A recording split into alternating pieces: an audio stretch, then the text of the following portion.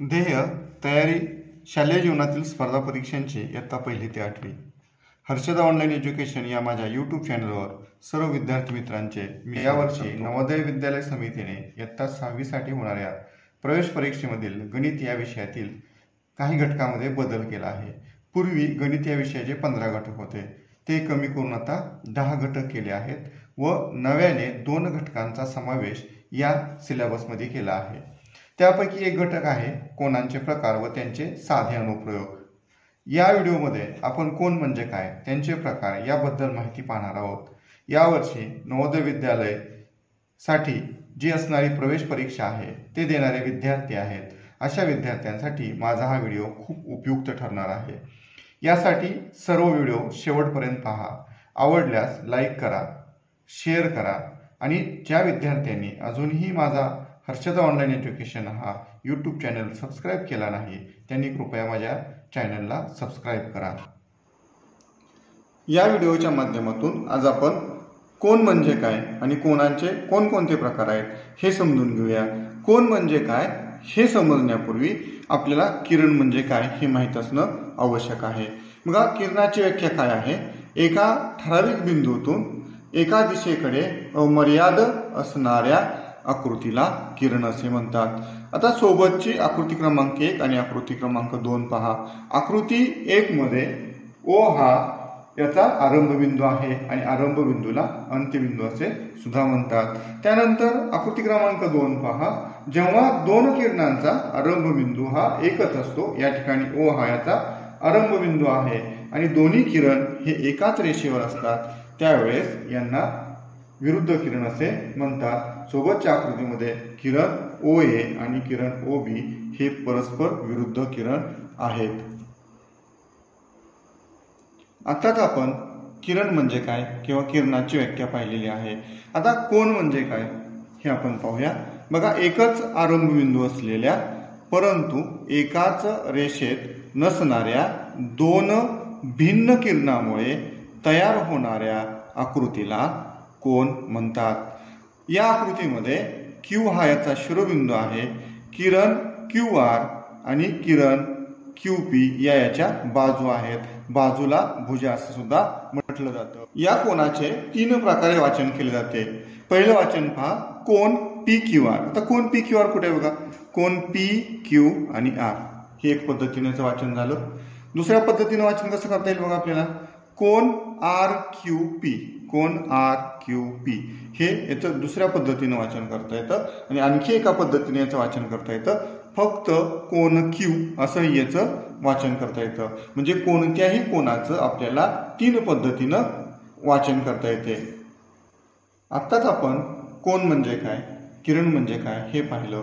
आता बघा, कोनाचे 3 भागामध्ये विभाजन होतं किंवा कोनाच्या प्रतलातील बिंदूचे हे 3 भागामध्ये विभाजन होतं। पहिला भाग बघा, कोनाचा अंतर्भाग, त्यानंतर दुसरा कोन आणि तिसरा कोनाचा बहिर्भाग, अशा 3 भागामध्ये या कोनाचं विभाजन होतं। आता या कोनाची आकृती बघा, याच्यामध्ये कोन ए बी सी असे या पद्धतीने वाचन होईल किंवा कोन सी बी ए असे याचं वाचन होईल किंवा कोन बी असे याचं वाचन होईल।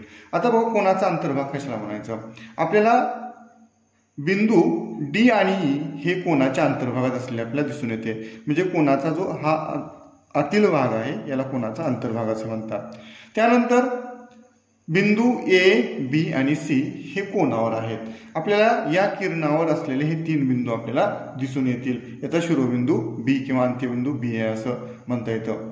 त्यानंतर बघा, कोनाचा बाह्य भाग, म्हणजे या कोनाचा जो बाहेरचा भाग आहे याला बाह्य भाग असे म्हणतात आणि या बाह्य भागामध्ये बिंदू एम व बिंदू एन हे कोनाच्या बाह्य भागात असणारे बिंदू आहेत किंवा याला बाह्य भाग असे म्हणतात। आता बघा, समान मापाच्या कोनांना, ज्या कोनाची माप समान असतात म्हणजे समान मापाच्या कोनांना एकरूप कोन असे म्हणतात आणि एकरूपची जे चिन्ह आहे ते या पद्धतीने आपल्याला दाखवता येतं। म्हणजे याच्यामध्ये आपण पाहिलं, कोनाच्या प्रतलाचे 3 भाग होतात, एक कोनाचा अंतर्भाग, कोनाचा बहिर्भाग आणि कोनावरील भाग, असं 3 भागामध्ये याचं विभाजन होतं। आत्ताच आपण कोन म्हणजे काय हे पाहिलं। आता कोनाचे प्रकार पाहूया। पहिला जो प्रकार आहे तो काटकोन।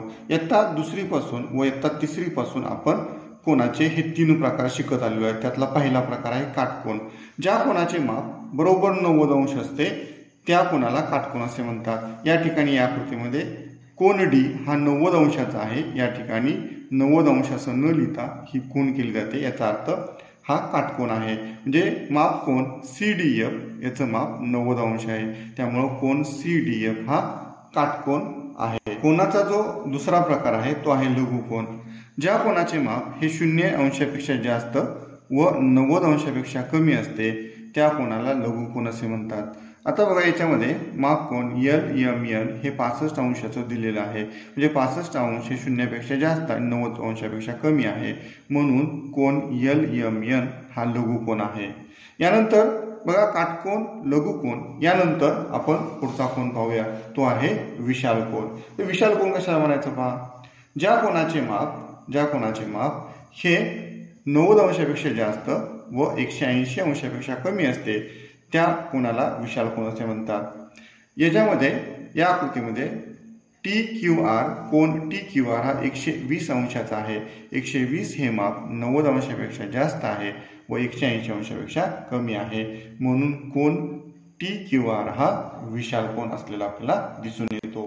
आताच आपण कोनाच्या प्रकारामध्ये काटकोन, लघुकोन आणि विशाल कोन पाहिले। त्याच्या पुढचा प्रकार आहे सरळ कोन। आता सरळ कोन कशाला म्हणायचं बघा, ज्या कोनाचे माप 180 अंश असते त्या कोनाला सरळ कोन असे म्हणतात। आकृतीमध्ये कोन AOB हा सरळ कोन आहे, कारण या कोनाचं माप 180 अंश आहे। आपण जर कोन मापकाच्या सहाय्याने मोजलं तर तुम्हाला याचं 180 अंश माप असलेलं दिसून येते। त्यानंतर पुढचा जो कोनाचा प्रकार आहे तो आहे 0 अंश कोन। 0 अंश कोन कशाला म्हणायचं, की ज्या कोनाचे माप हे 0 अंश असते, याच्या नावामध्ये 0 आहे, त्या कोनाला 0 अंश कोन असे म्हणतात। या आकृतीमध्ये आपल्याला 0 अंश कोन असलेला दिसून येतो। त्यानंतर पुढचा जो प्रकार आहे तो आहे पूर्ण कोन। जेव्हा कोनाची एक बाजू पूर्ण 360 अंशातून फिरते त्या कोनाला पूर्ण कोन असे म्हणतात। या ठिकाणी आपण पाहिली, कोनाची ही एक बाजू आहे आणि ही त्याची दुसरी बाजू आहे आणि पूर्ण 360 अंशातून फिरते, म्हणून याला पूर्ण कोन असे म्हणतात। त्यानंतर पुढचा जो प्रकार आहे तो आहे प्रविशालन कोन।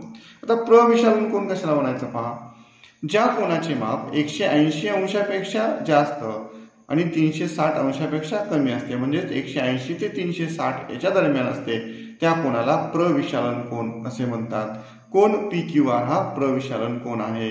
याच्यामध्ये कोन RQP हा जो अंतर्भागातील जो कोन आहे त्याला विशाल कोन असे म्हणतात आणि याच्या विरुद्ध असणारा हा जो कोन आहे याला प्रविशालन कोन असे म्हणतात। या पद्धतीने आपण कोनाच्या प्रकारांची माहिती पाहिलेली आहे। आताच आपण कोनाच्या प्रकारांची माहिती पाहिलेली आहे। आता बघा, कोनाच्या जोड्या कशाला म्हणायचं। कोनाची जी पहिली जोडी आहे ती संलग्न कोनाची जोडी किंवा त्याला लगतचे कोन असेही म्हणतात। आता संलग्न कोन आणि लगतचे कोन याची व्याख्या आपण पाहूया।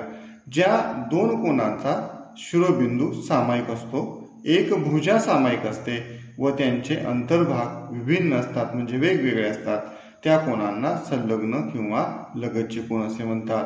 बघा, या आकृतीमध्ये कोन BMQ कुठे बघा, कोन BMQ म्हणजे हा कोन BMQ।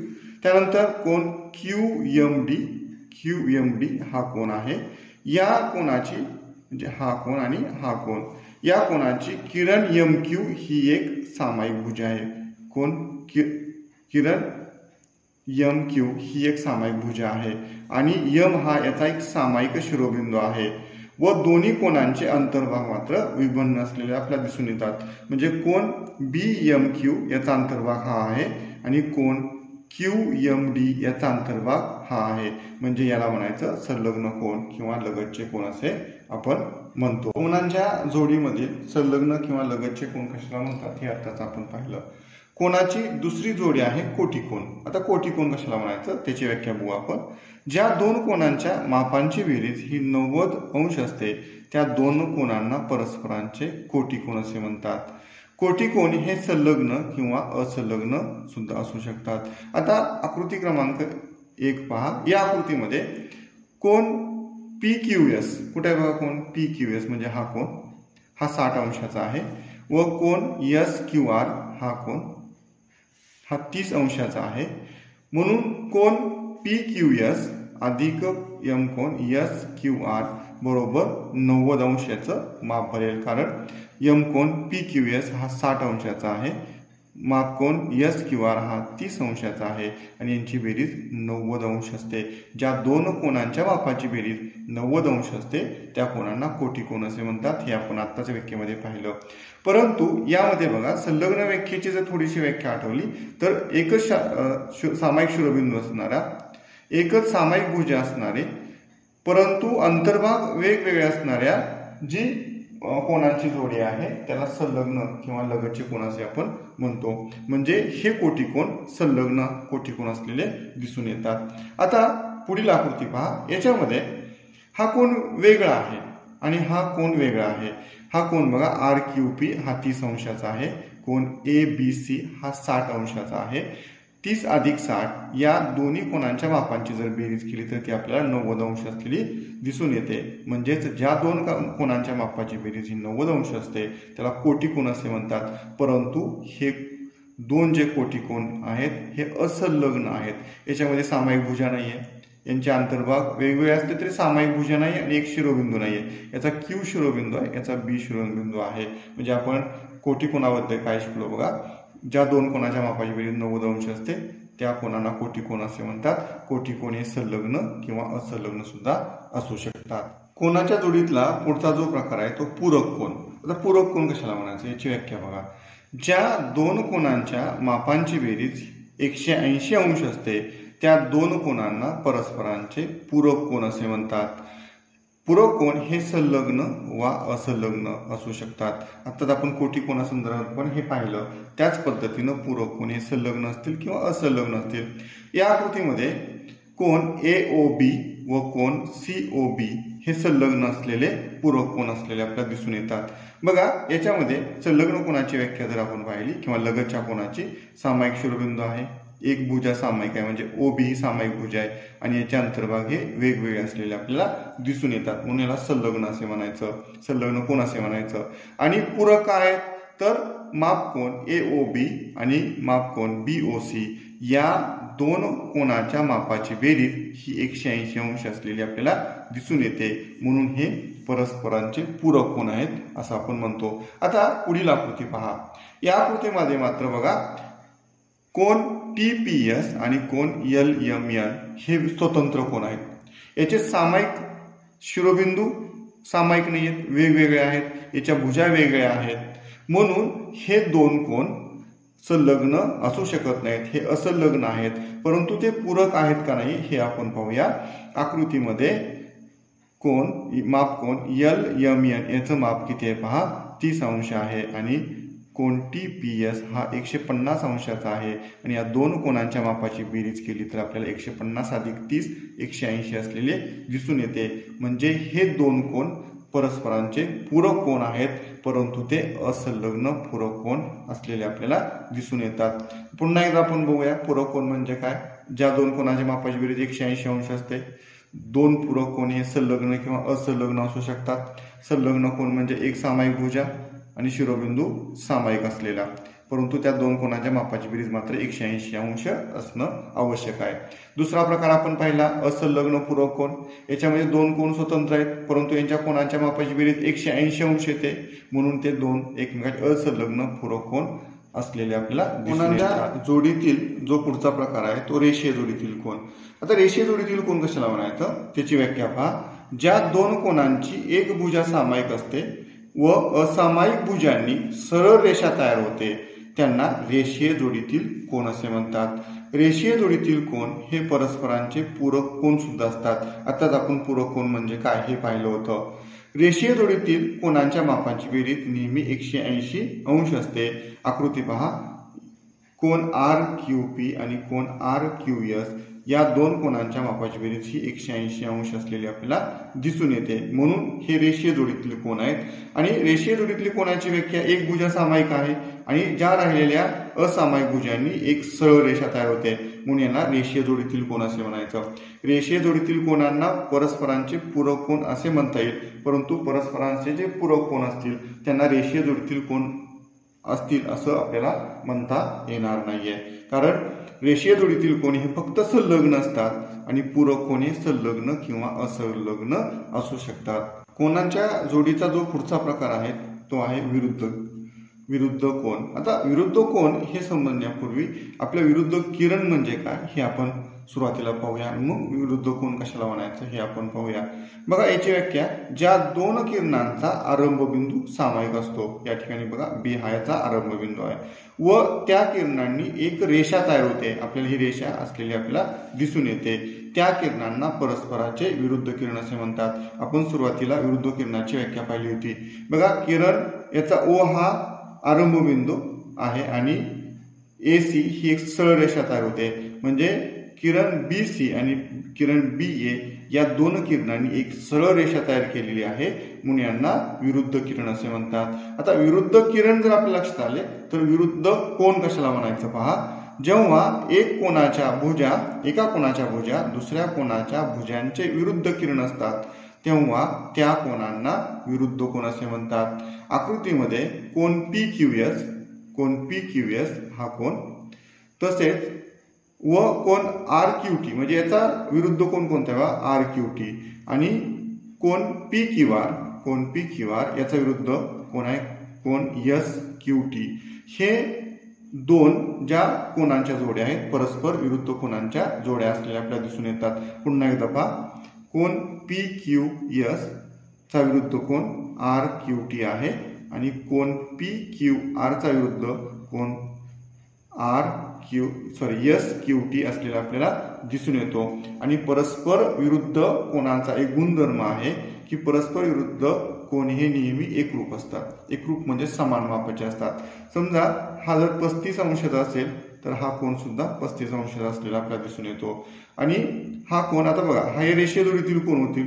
हा 35 आहे म्हणजे हा कोन किती येईल बघा, 180 मधून 180 वजा आपल्याला 35 करावं लागेल की त्याला बघा 5, 7, 4 आणि 1, 5 आणि 5 10 चे 4, 145 म्हणजे हा 145 अंशाचा कोन असलेला आपल्याला दिसून येईल. म्हणजे याचा विरुद्ध कोन सुद्धा हा सुद्धा 145 अंशाचा कोन असलेला आपल्याला दिसून येईल. कारण याचा विरुद्ध कोनाचा जो गुणधर्म आहे की विरुद्ध कोन हे परस्परांचे एकरूप कोन असे कोन असतात. या भागामध्ये आपण विरुद्ध किरण आणि विरुद्ध कोनाबद्दल माहिती पाहिलेली आहे. या व्हिडिओमध्ये आपण कोन कशाला म्हणायचं, कोन म्हणजे काय आणि कोनांचे प्रकार याबद्दल माहिती पाहिली.